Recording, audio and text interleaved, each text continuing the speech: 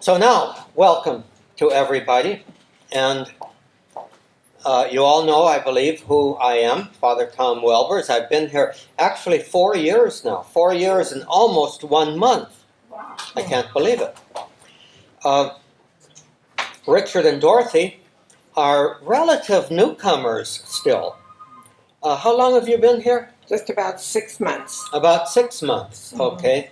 And Richard and Dorothy Rebenstorf. R-E-B-E-N-T-S. R-E-B-E-N-S-T-O-R-F, right? Right. And actually I have a little story about that name. There's a town named after you. Right. In Germany. Germany. Mm-hmm.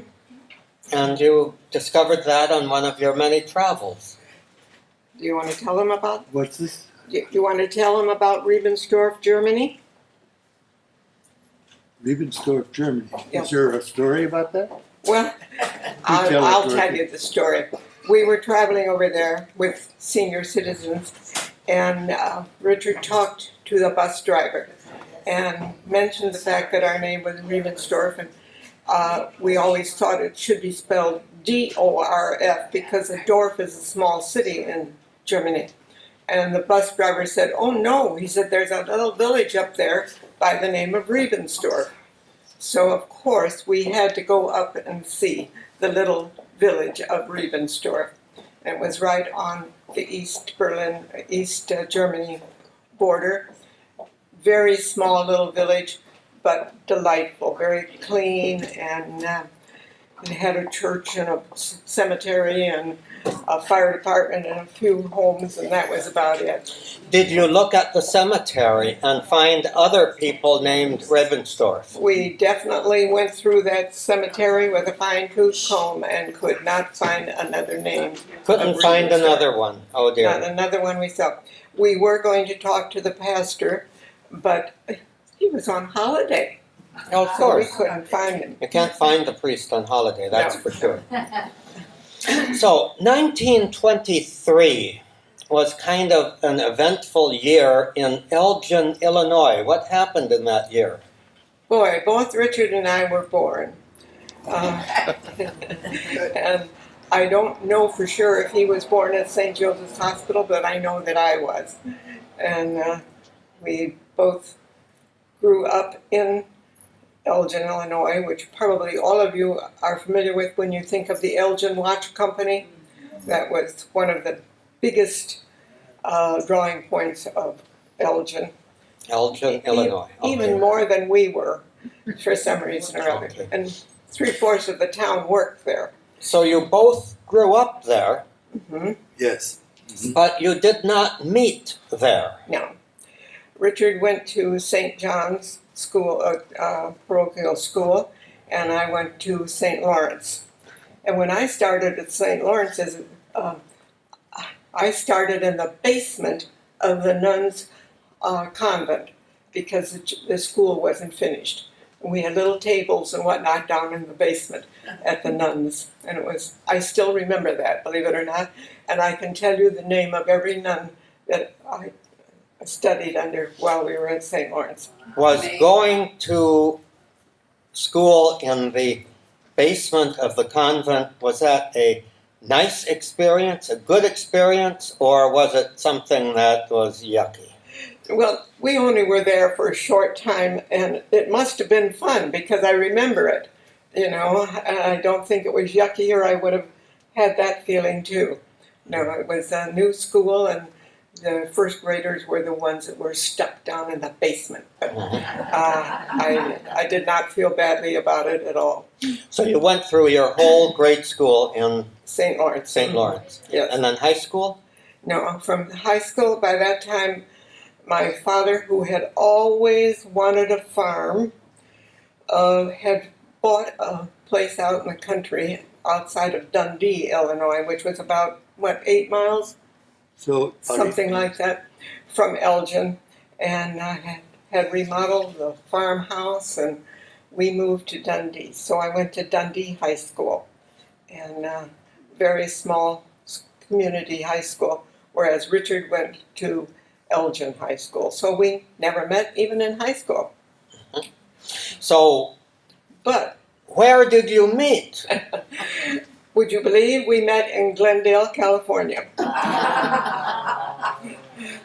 And there is a story behind that.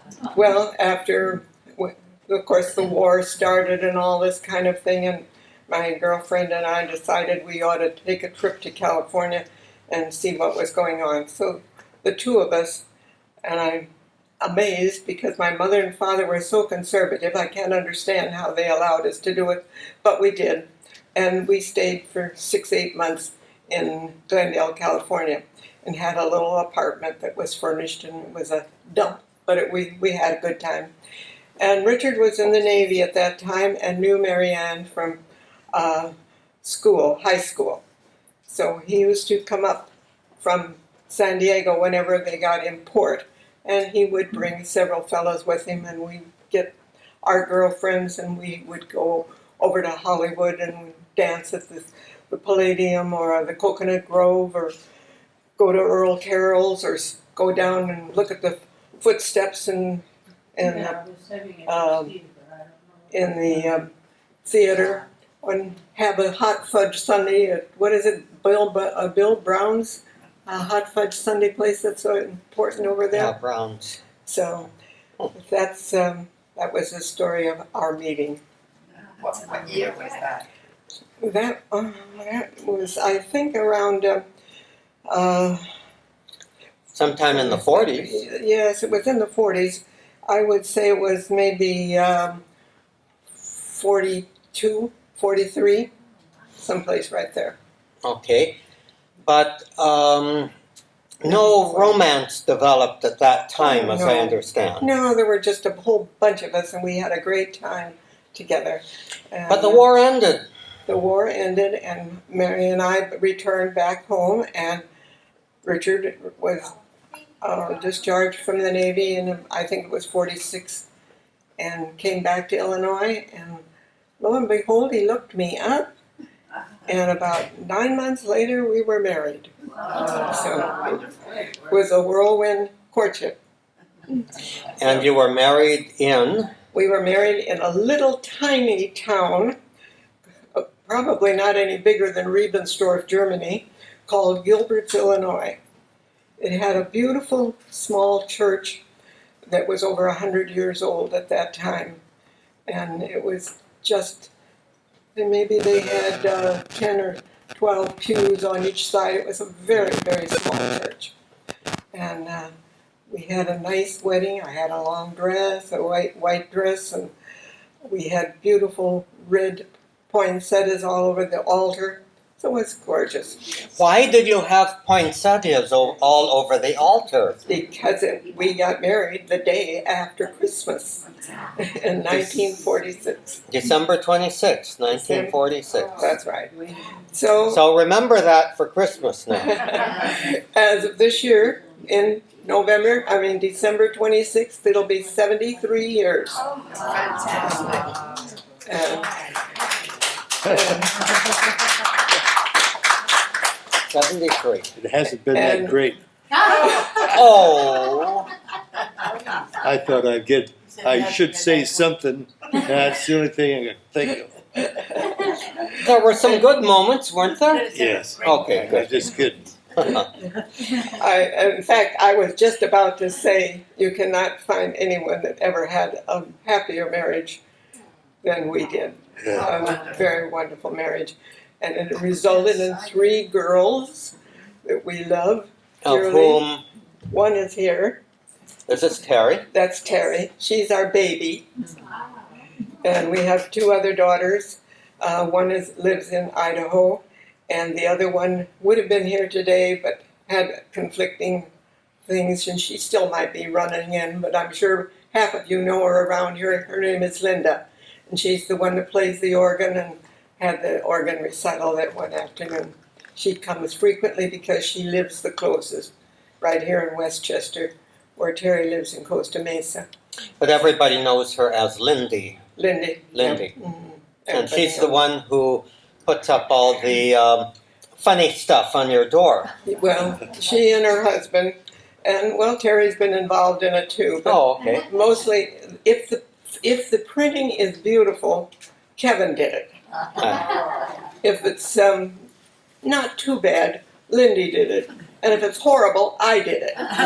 So, Now you know. Walk past her door and you'll know who's been doing what. but we have a fun time trying to find something that will amuse everybody on the. Now, Gilbert's, Illinois, where St. Mary's was, where you were married, is a suburb, more or less, of Chicago.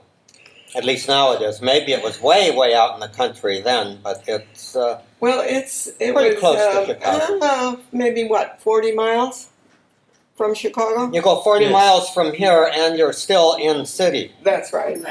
But yes, it But was. back then, maybe not. It was very small, and nobody would have ever known it was there. Just a little tiny burg. Yeah. And Father Green, who married us, there were two churches.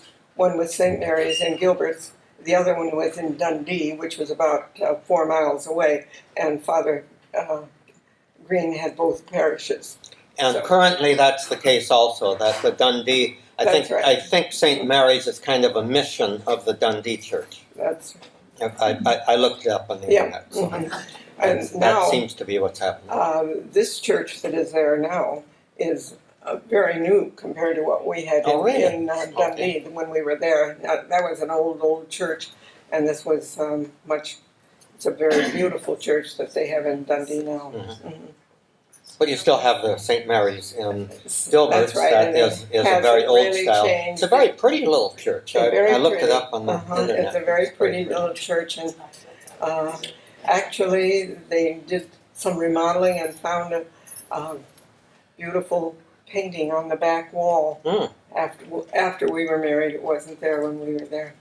Very Now, you lived in Chicago, basically, after you were married for No, For about 6 actually, years. we built a home in Elgin, and we You were built in a home in Elgin. Elgin, But okay. Richard worked in Chicago, worked in Chicago. Yes. Okay, gotcha. and every day he had to take the train into Chicago, and get off the train and take the L, and I don't know what all. He worked for a company that. Where did you work, Richard? Pardon me? What company did you work for? Remington Rand. Remington Rand. And what did you do for Remington Rand? Well, I was in computers. Remington Rand was one of the original makers of large-scale computers. And so I was with them for many years. We started with just the little key punches, remember the cards that had little holes in them? Yeah. That's where the thing started and blew up to the mass computers that we now have. They're still in the business. Now, in your time there, a computer that could do very little compared with this would fill up this room. Oh, That is correct. So you were when you say large scale, they were large scale. Right, that is correct. And your experience in the Navy prepared you for that, is that right? Well, I was in the Navy in arresting gear and catapult. I was on aircraft carriers, and the arresting gear is the gear that stops the airplane when it lands on the deck, and the catapult is what shoots them off. So that was my field, catapult arresting gear, and I was. We cruised the South Pacific during the war, and was in the war area for years. Actually, Richard got into the Remington, working for Remington before he was in the Navy. Yes. And I don't know whether he can tell you this story or not, but right after high school, he and a friend of his took a trip from Illinois to California in a, what was it, a 1929 Chevy, or what was it? Was that the year? 29 Chevy. And they told me that they had 6 tires in the back seat. And the two of them went all the way to California and back right out of high school.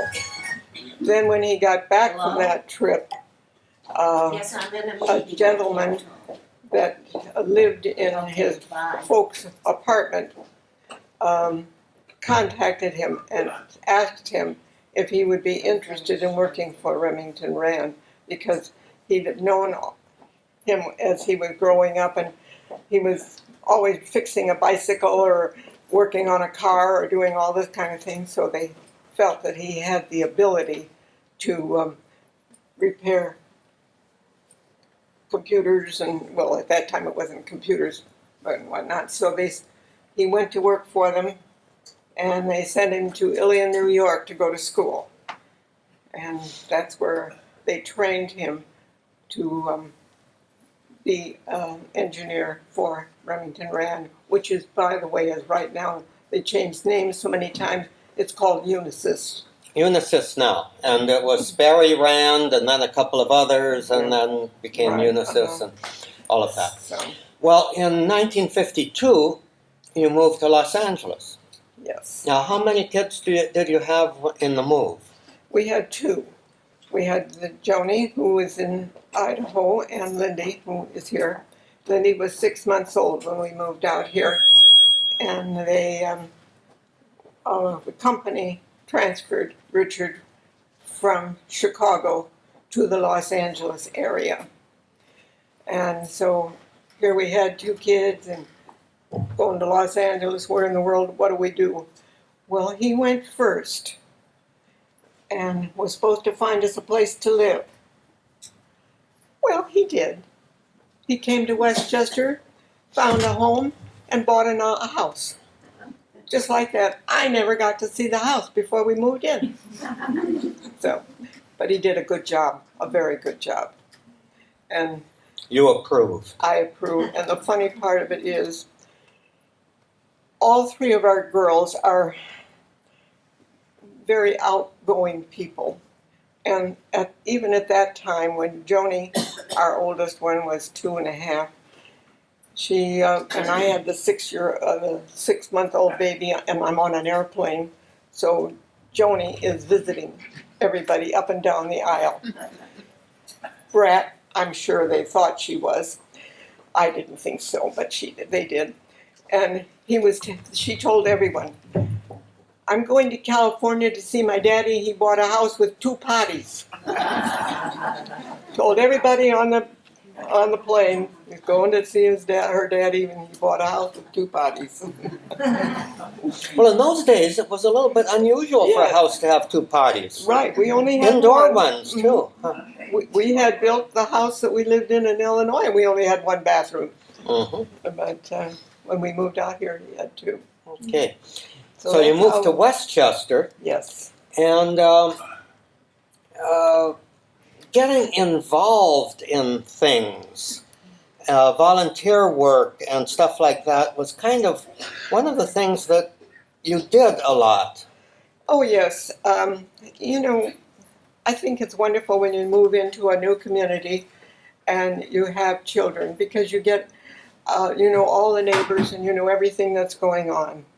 And the first thing you know, as they got a little bit older, I should say, our one daughter, Terry, became involved in a dance group called Larriettes.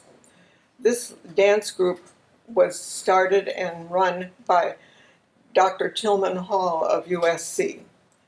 And this program, I swear, was one of the best things. Too bad it couldn't be nationwide, because he taught these young people all these ethnic dances. But believe me, they were not, he always said, I am not a babysitter. If you come to this class, you are here to learn. And not only that, you will bring your report card and let me see it, because if you can't keep your grades up, you should be home studying, not down here playing. See, very, very good grades. So at the same time, every year, this group of young people would take a trip by bus. and he'd take them all wherever they wanted to go, happened to go that year. They even went to Alaska once, but they did just more or less trips here in the United States, and they would go to a city, and they would be sponsored by the Elks or by the Masons or church or something. And when they got there, these people would pick these children up and take them to their home, and they would spend the night there. And in return, the children would put on a dance program for them so that they could charge money and it was a money-making project for them. And of course, not just one child would go to a home. They had them categorized so they were all together, and so there wouldn't be any problem and whatnot. So every year, that's what they did. And they camped out along the way, and Terry could probably tell you some stories that I probably don't even know. But at the same time, my husband... And that maybe she doesn't want you to know. That's probably true. I do talk, but not as good as Dorothy. So You'll get yours. But I do know that one of the things that Terry got so much money for, she could spend on the trip and so forth. And when Louise Hall, which was Dr. Tillman's Hall's wife, came back, she said, "Boy, Terry sure likes cheese sandwiches." I said, "Oh?" He said, "Every place she went, she ordered a grilled cheese sandwich." And Terry said, "It's the cheapest thing on the trip, on the menu, and I could keep the money." So I don't know whether today she would eat a cheese sandwich or not, but she ate an awful lot of them at that time. But Richard was on the board of directors of the Larriettes, and we were fortunate enough to go to Europe, and we took a tour, just a circle tour that goes from England and France and Germany and whatnot. And Now, at that time, were you involved also in helping to organize those? no, that came. You were just a fellow traveler. We were just a at that time. traveler. Actually, that's another story of how we got to there. We always said when we were married 25 years we were going to go to Europe on a trip. Well, we made it before then because I was doing ceramics one afternoon with my friend, and the telephone rang, and the lady said to my friend, June, "Why don't you and Dewey go to Europe with us, because we've got this chance to do a real good deal." And it seems that the people were coming over from Ireland and to go to the Olympics in Mexico. And they needed people to go back on the plane with them. So they were giving us this real good rate. It seems to me it was, is it $160 or something like that, round trip. Wow. So I said to Richard, "Let's go." Well, first of all, I called him in his office, and he wasn't there, so I left a message with his secretary to have him call me, because I said, "Arrange your vacation for such and such a date, because we're going to go to Europe." Well, he didn't even bother to call me back. He thought I was crazy. But we did. I went to a travel agency, took all their books, and looked for a tour that went during the time that we could go, because we had to go and come at a certain date, because that's when the plane was going to come back. So we took an American Express tour around Europe. Okay. Now, so you started your travel adventures with the Larriettes. with the Larriettes, and Yes, it continued. But you lived in Westchester for about 30 years. Right. In 1982, Richard got sent up to Vandenberg That's right. to straighten out the computers there, I guess. Yes. Well, yeah, there's no office up there. Mhm. And So I started. so again. you moved from Westchester to Napomo. We go to Napomo. I don't know. Then no one's probably ever heard of I Napomo. have a great steakhouse there. got a great steakhouse there. Yes, Jocko's. Jocko's, okay. Everybody knows Jocko's, but that's where we were. But to get back to where I got started with this travel was the fact that Richard said to Dr. Tillman Hall, "You ought to take these kids to Europe." And he said, "Well, set it up." Well, Richard came home and said, "Set it up." How do I know how to set up a trip going to Europe and with a bunch of kids? Well, I will say that with the help of the State Department, we did it and took these kids to Europe.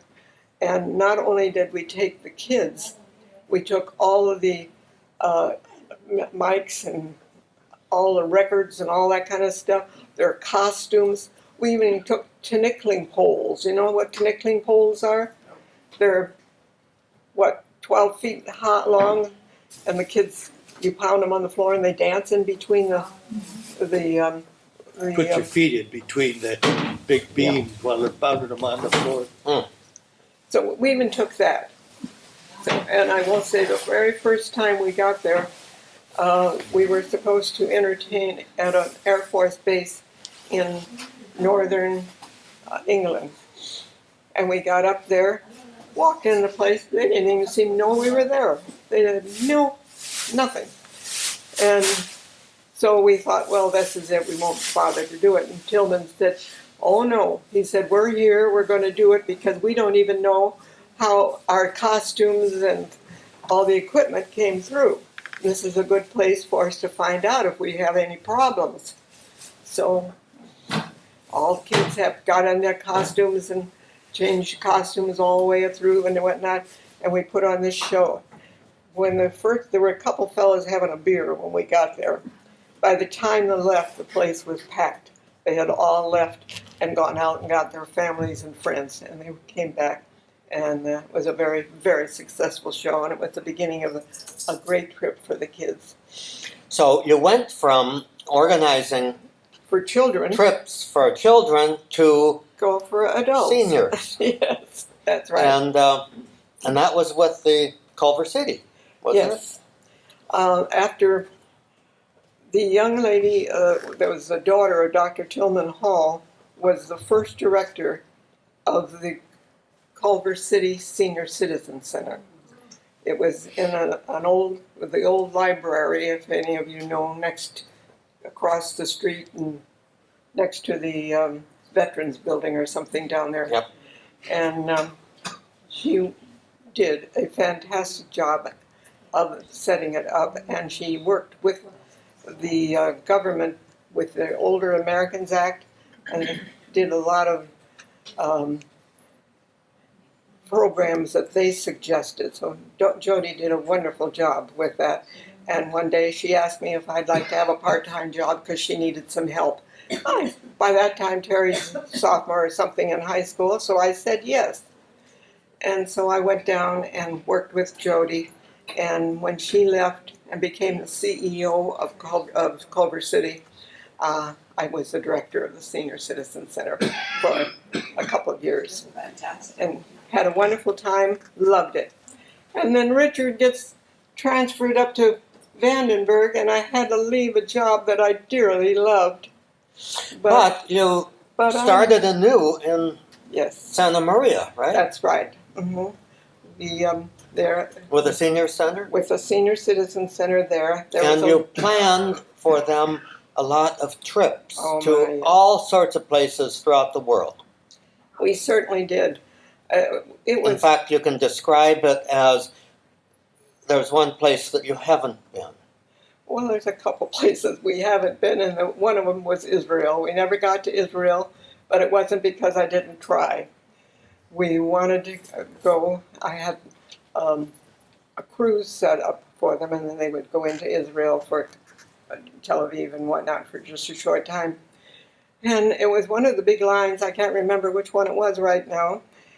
And lo and behold, one of their sister ships went ashore, and that they had to take our ship that we were going, this big ship. They canceled the whole tour and gave it to, I think it was General Motors. It was one of the big ones.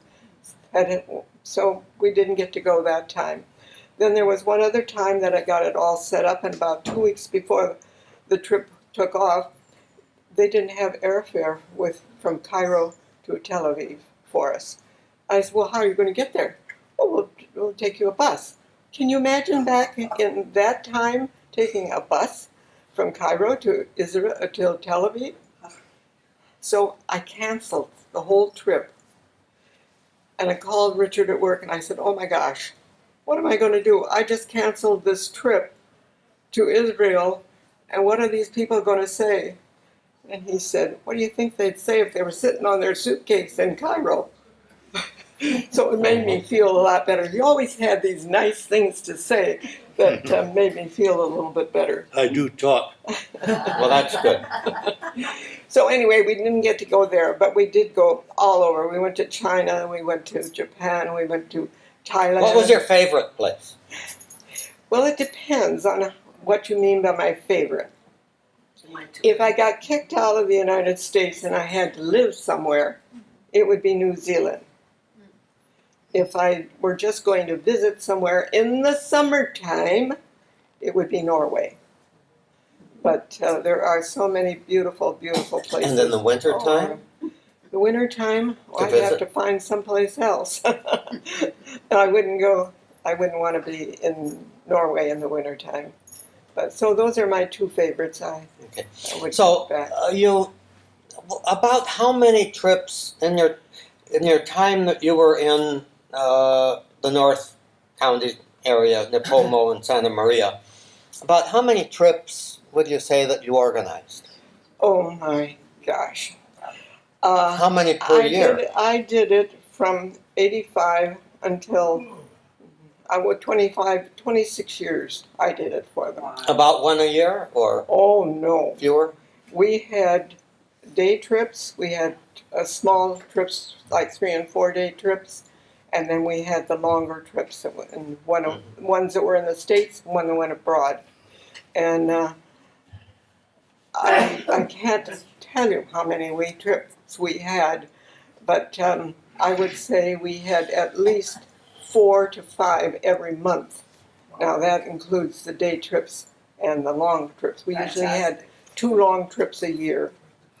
And we'd get off the plane down here in Los Angeles and on the bus going back to there. They say, where are we going next time?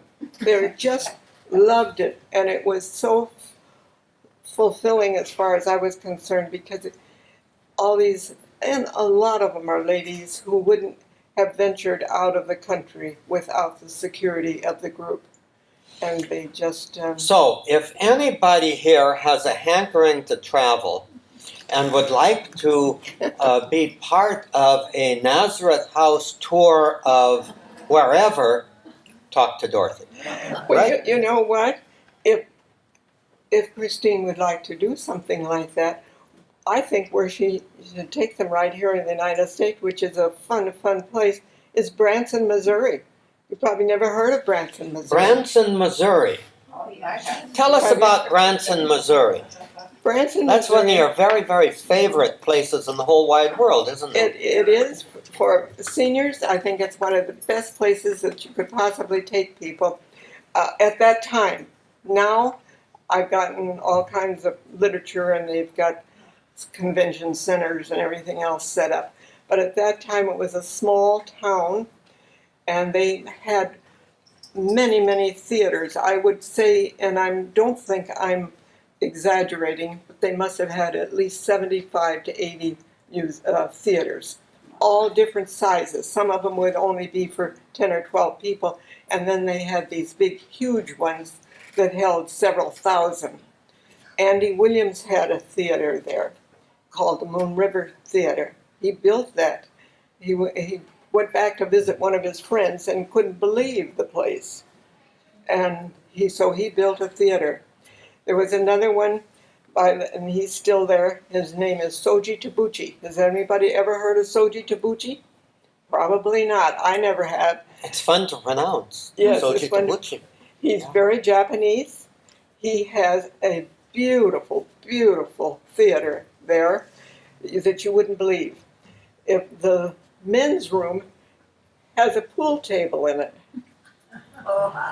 The ladies' rooms have all these lovely stands for wash your hands with orchids hanging of the visitor center. The stalls are all carved wood. At Christmas time, they put in Christmas trees and decorate it like you wouldn't believe. It's absolutely fabulous. And I have shows from Soji Tabuchi. And anybody ever heard of Yakov Smirnov? Yeah. I have a couple of CDs and so forth from them that I would be more than glad to give to Christine, that she can set up and you can come and see them. You wouldn't believe the shows that they put on. I'm not kidding you. They're certainly anything that would rival New York, the Rockettes and things of that sort with their music. So you might want to make a presentation about Branson, Missouri. Tremendous. That might be a fun thing to do for a It half would hour. be Because we're getting a little bit late. Well, you see, I could talk about trips forever. Right. I can tell you some funny things. A couple stories. One or two. One or two.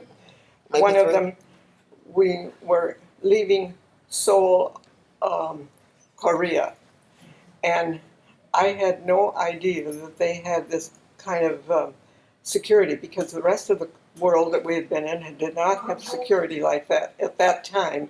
They do now, I'm sure, but I mean, remember, this has been back 30 years ago, or 50 years ago, or whatever it is.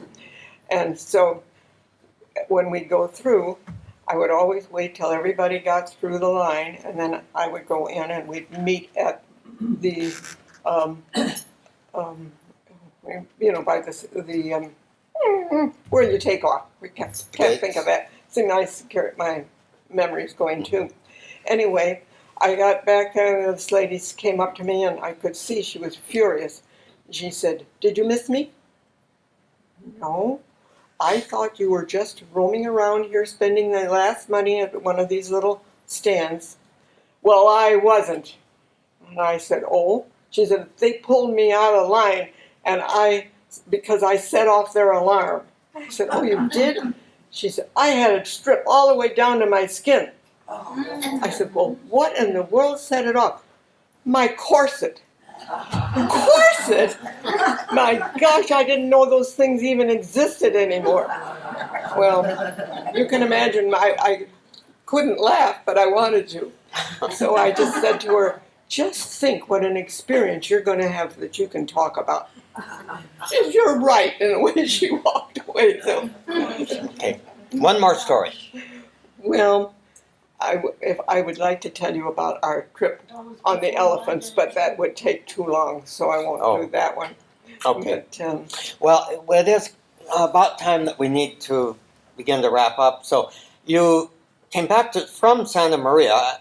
Obviously, you spent a lot of years in retirement in Santa Yes. Maria, and then moved back to LA about 2 years ago, That's right. and then came here 6 months ago. That's right. Well, just a short time ago, our three daughters said, "Mom and Dad, you're We getting can't too trust old." you up there anymore by yourselves. Well, at that time we were okay, but they knew that usually the road was getting a little bit more murkier, and they lived far enough away that it was hard. It was about, 175 miles, and traffic was getting bad. They couldn't get there very quickly if we needed them. So suggested that we come down here. So reluctantly we sold our house and we did come down here. And now you're with us. that's right. So we have some help if we need it. And with both Richard and I, as you know, we're going to, he is 96 and 96, yes, and I will be in September. So we're going to need some help, and it's nice to be able to push this little button or pull a cord if we need some help. And it's And in easier 4 for- years, it's we'll have easier for the a kids couple to of be big here. celebrations. Yes. Yes, good. Yes. Linda says that when her dad hits 100, she's going to have a tent and everything. So you'll all be invited. Well, I think a tent. And then we'll take a trip. Okay. Okay. Okay, we'll take a trip. All right. But Do you have any parting words for your fellow residents here? Well, just enjoy every day that you can and look on the bright side, the fact that we have lived to be this age and have enjoyed the many, many things that God's world offers us. And I think it's so good that we have a chapel here that if you get discouraged or something, you can go in and sit down and have a little prayer with God. It helps a lot. That's Thank for you. sure. Thank you. All right. Thank you all for coming.